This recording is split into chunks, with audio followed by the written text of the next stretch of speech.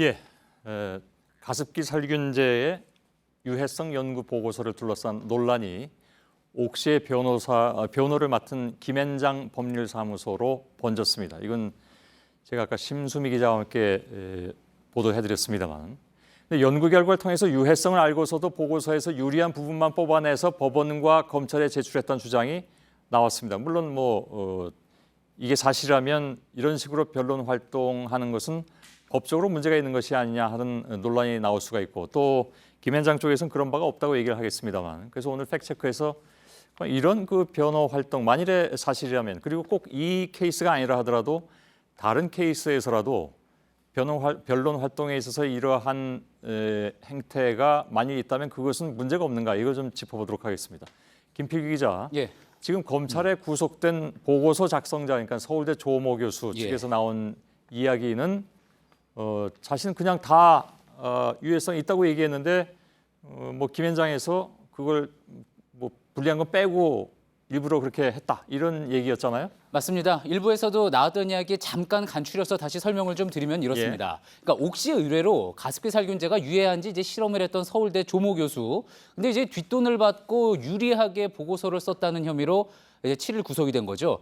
그 조 교수 변호인 측은 당초 유해하다는 실험 결과를 옥시와 또 그 변호를 맡은 김앤장에 알리고 실험 데이터도 다 넘겼는데 이들이 유리한 부분만 발췌를 해서 법원과 검찰에 제출했다. 그러니까 조작을 한 거는 바로 이들이다라는 취지로 이야기를 했던 겁니다. 예, 어디까지나 이제 조 교수 측의 주장인 겁니다, 이거는. 예. 그러니까 김앤장 측은 이 사실을 부인하고 있습니까, 명확하게? 그렇습니다. 김앤장은 이제 조 교수가 작성한 보고서 그대로 법원과 검찰에 제출했다는 입장입니다. 예.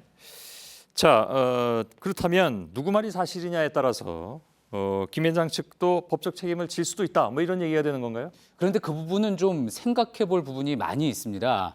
하나하나 좀 짚어볼 텐데요. 과거에도 이제 변호사의 어떤 행위에 대해서 재판이 열렸을 때 법원에서는 정당한 변론 활동 범위를 벗어났느냐 아니냐를 가지고 유무죄를 판단을 했습니다. 예. 그런데 이 어디까지가 정당한 범위냐, 모호한 부분이 있는데요. 일단 법으로 보면요, 변호사법에서는 직무를 수행할 때 진실을 은폐하거나 거짓 진술을 해서는 안 된다라고 명시를 해놨고요. 예. 그리고 이제 대한변협에서 만든 윤리장전을 보면은 자신의 의뢰인으로 하여금 위증을 하게 하거나 또 허위 증거를 제출하게 해서는 안 된다라고 했습니다. 예. 또 그런 의심이 가는 행동을 해서도 안 되고요. 그래서 이것만 가지고는 좀 모호한 면이 있는데, 그렇다면은 조 교수의 주장대로 연구 자료에 유리한 부분만 발췌해서 제출하는 경우는 어떨지 변협 측에 한번 물어봤습니다. 예.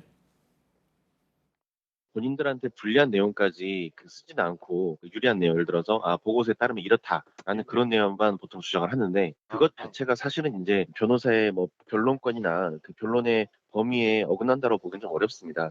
변호사는 피의자나 피고인을 위해서 유리한 내용을 주장을 하는 거지 불리한 내용까지도 주장을 할 어떤 의무가 없는 것이고. 예. 이거 변호인이 잘했냐 잘못했냐를 변호사회에 물어보는 게 좀 그렇긴 한데, 다른 방법이 없으니까 일단 물어보긴 한 것 같습니다. 알았습니다. 근데 유리한 내용만 골라 쓴 걸 가지고 법적 책임을 질 행동이라고까지 하기 어렵다, 이런 얘기잖아요. 그렇습니다.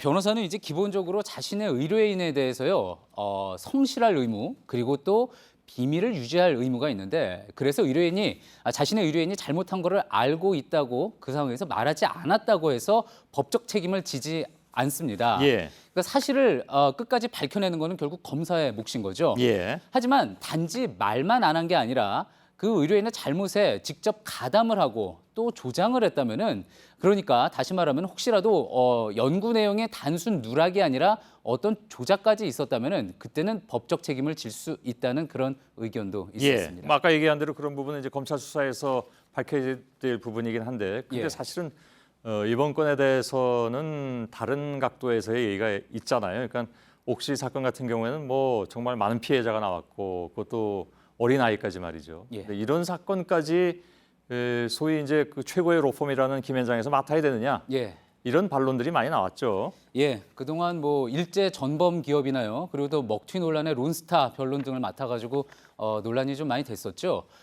이 역시요, 근데 의뢰인이 사회 일반으로부터 비난을 받는다는 이유만으로 수임을 거절하지 않는다는 이 변호사 윤리상 문제될 것 없다는 의견도 있습니다. 예. 그렇지만 이 논란의 리스트에 한 건이 더 추가된 거는 사실이겠죠.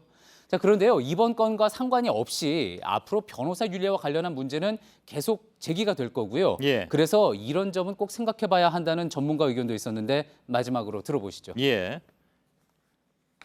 변호사를 비난할 때 하이어드 건 그래가지고 뭐 시킨 대로 하는 사람 이제 미국에서 그런 비판이 나오거든요. 우리나라에서는 아직까지 변호사는 공익의 그 봉사하는 사람으로 규정돼 있고 법률 장사치라는 어떤 뭐 미국은 사실 그걸로 가고 있거든요, 완전히. 예, 그 개념으로 갈 건지 그렇지 않으면 공익의 대변자로서 법률 전문직으로 남아 있을 것인지. 예. 바로 이런 문제들인데 최근에 그 네이처 리퍼블릭 사건도 있고요. 이런 것과 맞물려서 이번 옥시 건도 변호사들의 역할에 대해서 고민해보는 그런 계기가 되는 것은 뭐 틀림이 없는 것 같습니다. 예, 김필규 기자와 함께 진행했습니다. 수고했습니다.